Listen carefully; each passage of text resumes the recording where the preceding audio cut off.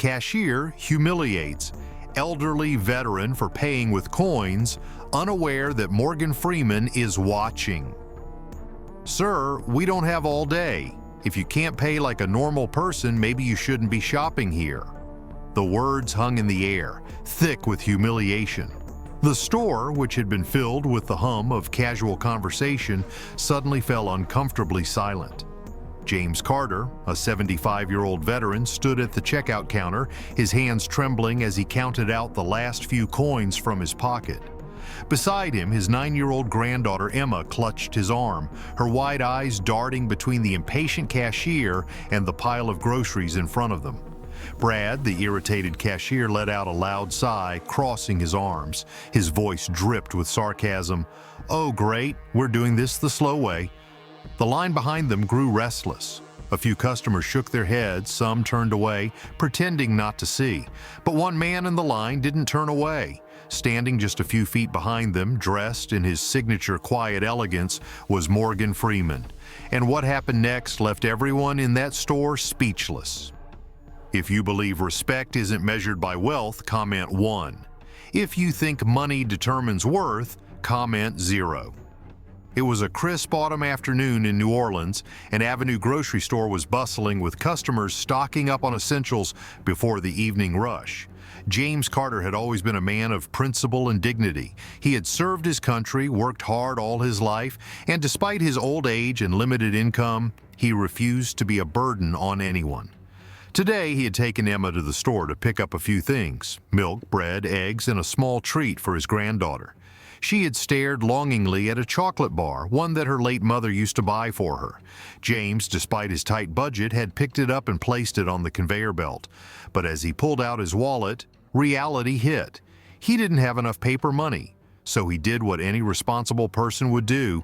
He reached for his coin pouch and started counting. That's when it began.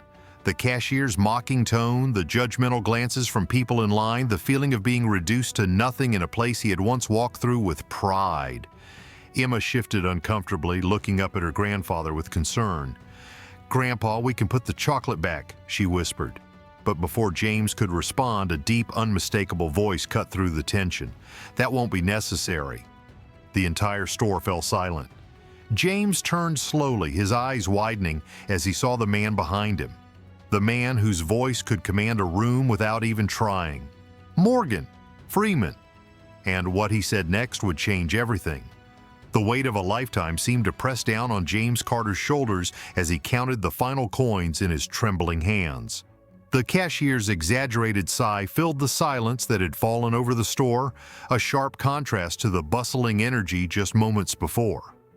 Brad, a young man in his late 20s, stood behind the register, arms crossed, his foot tapping against the tile floor with unmistakable impatience. "Are we seriously doing this right now?" he muttered, just loud enough for the people behind James to hear. James's fingers trembled as he carefully placed each coin onto the counter. The weight of the eyes on his back was heavier than any burden he had carried in his younger years. Beside him, Emma, his 9-year-old granddaughter, stood quietly, clutching the edge of his coat. She could sense the shift in the air, the way her beloved grandfather, the man who had always been her source of strength, was suddenly made to feel small. She didn't fully understand the judgment behind the cashier's tone, but she could feel it. And that was enough to make her chest tighten. "Grandpa, it's okay," Emma whispered, her voice barely above a breath. James forced a smile, but it didn't quite reach his tired eyes. "I've got it, sweetheart," he said, voice steady, despite the lump forming in his throat. The line of customers stretched behind them, a few shifting restlessly. Some glanced down at their phones, impatient to move on with their day, while others simply chose to ignore the unfolding moment entirely. But not everyone. A middle-aged woman near the back furrowed her brows, nudging her husband. "That poor man," she murmured, shaking her head. Another customer, a younger man in a suit, let out an irritated sigh. "If he doesn't have enough, he shouldn't be shopping here. It's holding up the line."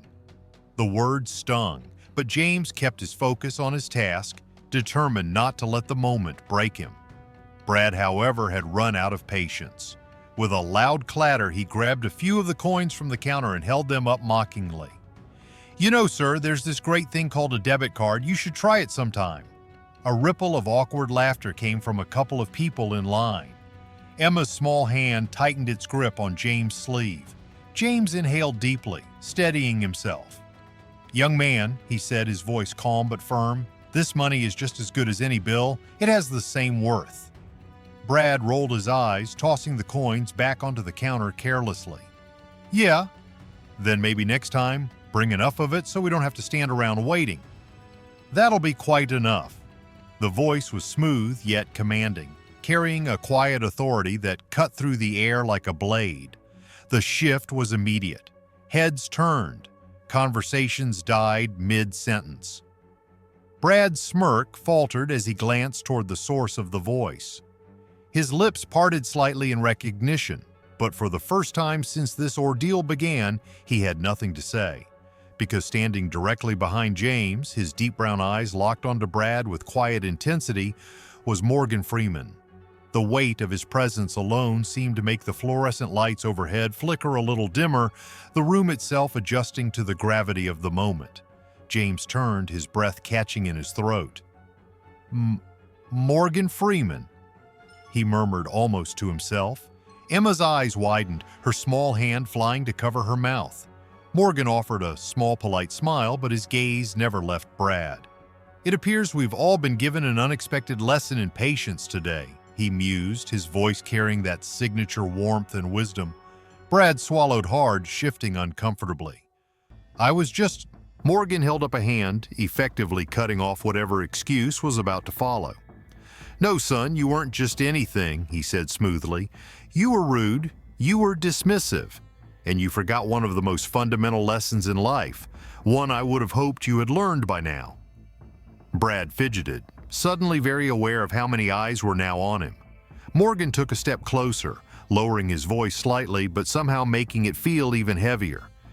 "Do you know what makes a man rich?" he asked. Brad blinked. "It's not money," Morgan continued. "It's how he treats those who have none." A few customers nodded in agreement, the mood of the room shifting completely. Morgan turned to James, his expression instantly softening. "Sir," he said with a small nod, "you take all the time you need." James, still processing the moment, felt something in his chest loosen.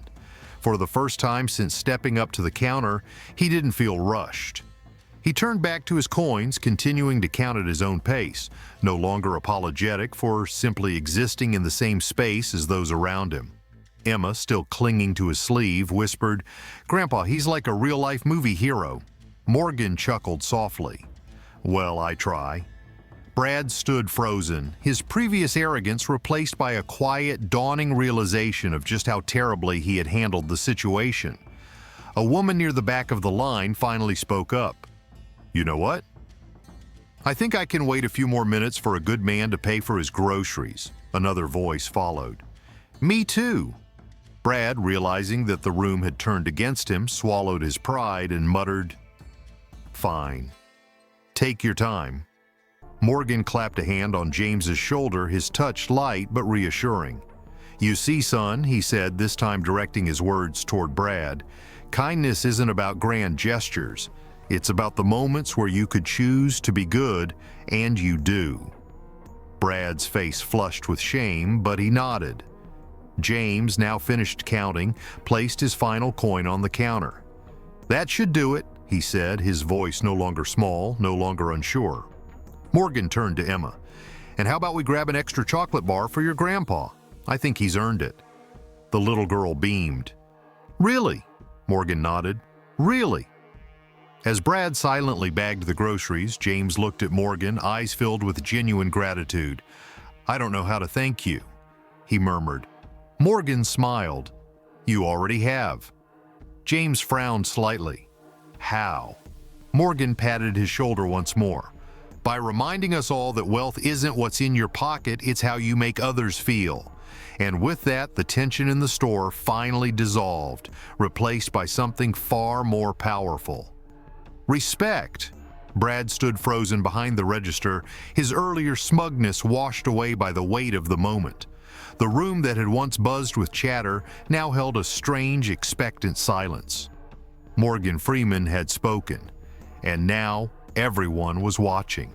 James Carter, still clutching his granddaughter Emma's hand, felt something shift, as if for the first time in a long while he wasn't being dismissed or overlooked. He was being defended, but Brad wasn't ready to let go of his pride just yet. "Look," he began, attempting to sound casual, "I wasn't trying to be rude, I was just saying if everyone paid like this, it'd slow things down." Morgan tilted his head slightly, his gaze steady but unreadable. "If everyone paid like this," he echoed, his deep voice wrapping around the words like a quiet storm. "Perhaps we'd all learn a little patience." Brad shifted uncomfortably, feeling the weight of 100 eyes on him. A woman in line cleared her throat. "I don't mind waiting," she said, her voice firm. A man beside her nodded. "Neither do I." An older gentleman leaning on his cane gave Brad a hard look. "That man fought for this country. The least you can do is give him a little time to count his change." The shift in the room was palpable. The same people who had been silent observers just moments ago were now standing up for James. Emma, sensing the change, squeezed her grandfather's hand a little tighter. Brad exhaled, rubbing his temple as if this entire ordeal had given him a headache. "Fine," he muttered, forcing himself to remain composed. "Let's just get this over with." James, taking his time, continued counting the coins. Morgan watched him carefully, his expression thoughtful. "Mr. Carter," he finally said, his voice warm but inquisitive, "if you don't mind me asking, why do you still carry cash? Most people have moved on to cards and apps." James let out a small chuckle, his weathered hands pausing momentarily. "Old habits, I guess," he said. "I grew up in a time when you only spent what you physically had. If you didn't have it in your pocket, you didn't buy it." Morgan nodded knowingly. "A lesson in discipline," he mused. "Something we could all learn from." Brad scoffed under his breath but didn't dare say anything out loud. James finally placed the last coin on the counter and looked up at Brad, his eyes filled with quiet dignity. "That should be enough." Brad, still irritated, quickly counted the coins, confirming the total. Yeah, it's all here." But then, he hesitated. He glanced at the single chocolate bar sitting beside the rest of the groceries, the one James had set aside when he realized he didn't have enough. Brad's fingers hovered over it. A part of him wanted to just let it slide, to toss it into the bag and pretend it was no big deal, but his pride wouldn't allow it. With an exaggerated sigh, he picked up the candy bar and set it aside. "Guess we're putting this one back." Emma's face fell. She had tried to act like it didn't matter, like she was fine without it. But now, seeing the way Brad so carelessly pushed it away, as if her happiness was just another inconvenience, something inside her cracked. "That was for my mom," she said softly. Brad blinked, confused. "What?" Emma swallowed hard, her tiny fists clenched at her sides. "My mom used to buy me that kind of chocolate before she passed away," she explained, her voice wavering. "Grandpa just wanted to get it for me." A hush fell over the crowd. Even Brad, for all his arrogance, looked slightly uncomfortable. James reached down and gently patted Emma's shoulder, his own expression unreadable. Morgan, who had remained silent for a moment, finally spoke. "Tell me something, Brad," he said, his voice lower now, more serious. "How much is that candy bar?" Brad hesitated. "I don't know, a couple of bucks." Morgan reached into his pocket and pulled out a crisp $20 bill. He held it up between two fingers, letting it catch the fluorescent light. "Then tell me why," he continued, his gaze locking onto Brad's. "A man who has given his life to service can afford to pay for his groceries, yet a store like this, so full of abundance, can't afford to give his granddaughter a $2 chocolate bar?" Brad said nothing. The other customers in line began whispering, nodding in agreement. James looked down, not wanting to accept charity, but Morgan turned to him, a small smile forming. "This isn't about money," he assured him. "It's about respect." Then, without waiting for a response, Morgan reached over the counter, grabbed the candy bar himself, and placed it into Emma's bag. Brad exhaled sharply, rubbing his forehead. He wasn't used to being the one put in his place. For the first time that evening, he looked at James properly, not as an inconvenience, not as a burden, but as a man. And for the first time, he felt ashamed. He started, but his voice trailed off. James met his gaze not with anger, but with understanding.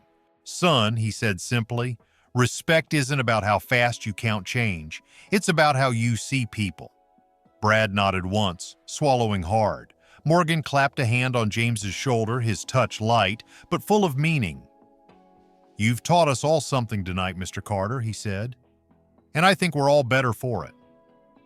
The store remained silent as James picked up his bags, Emma clutching the candy bar like it was the greatest treasure in the world.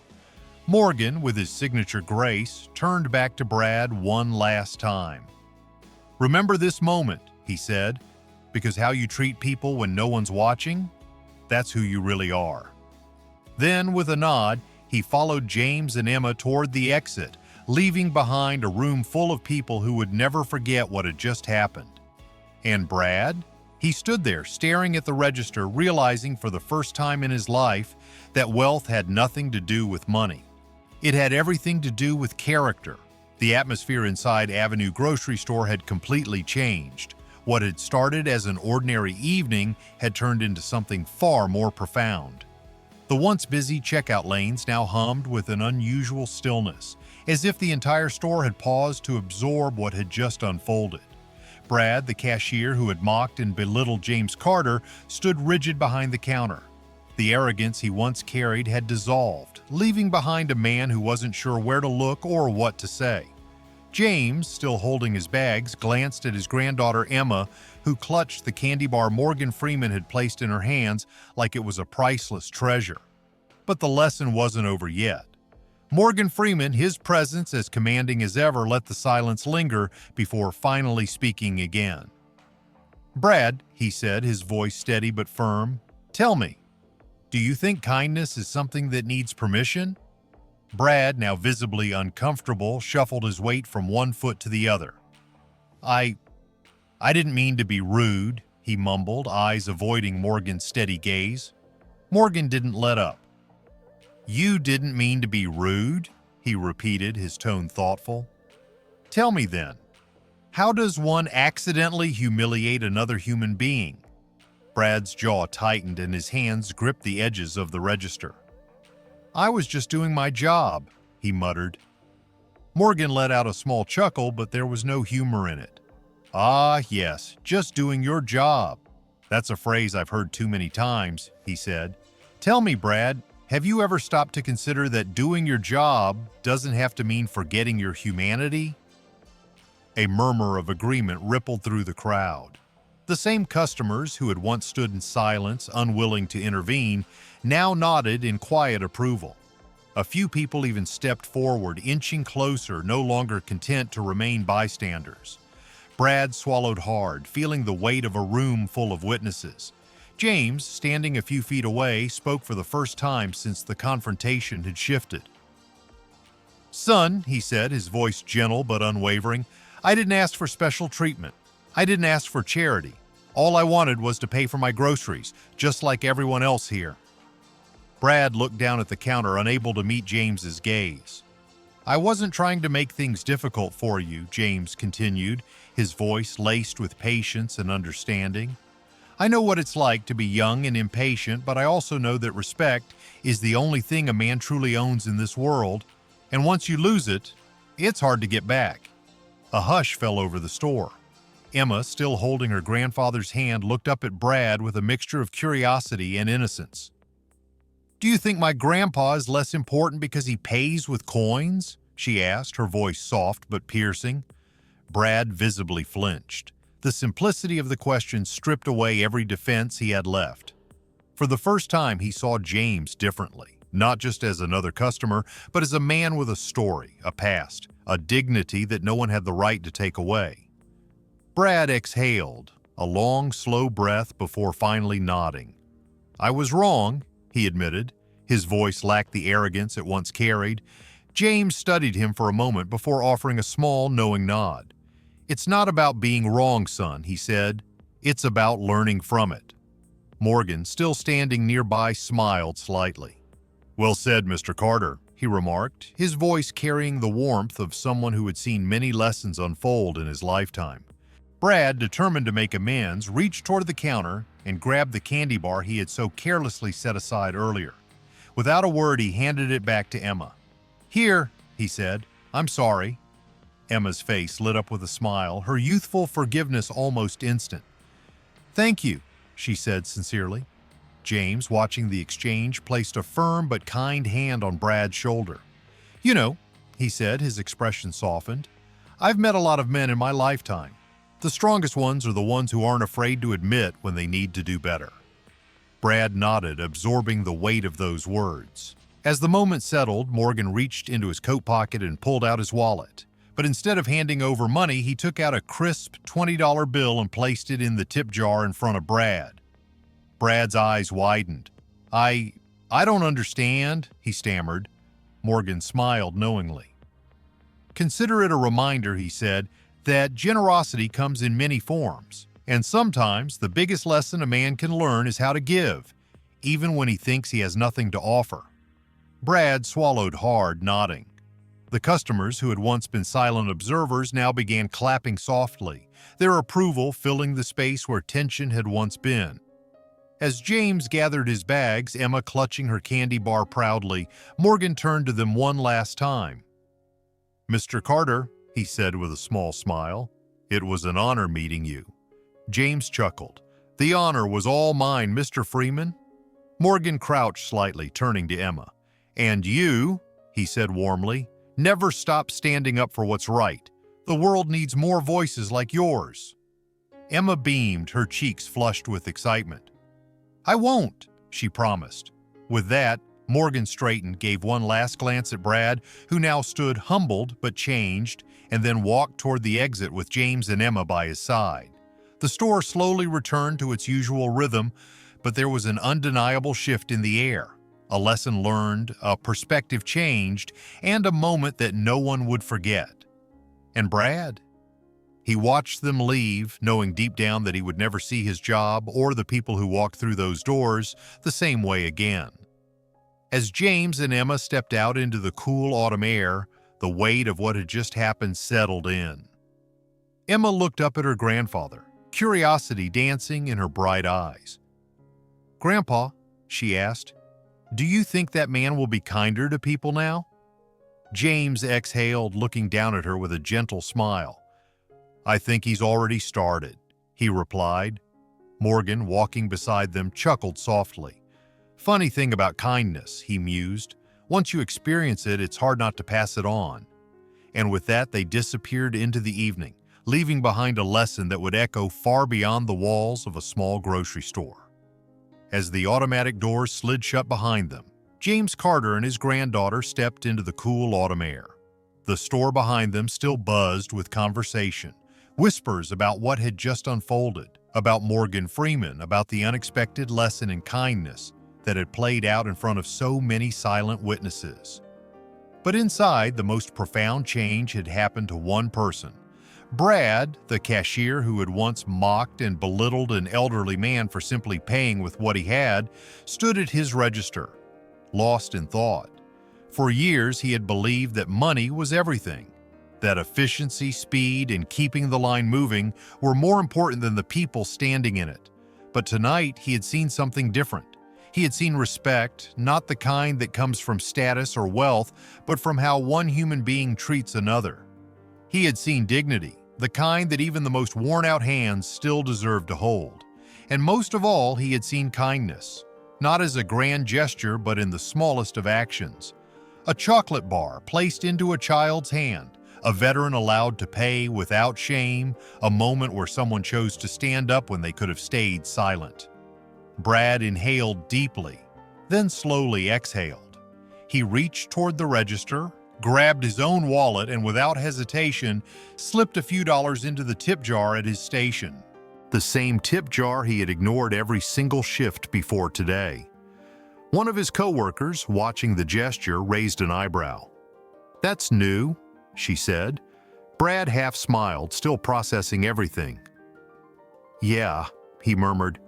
I guess I just see things a little differently now."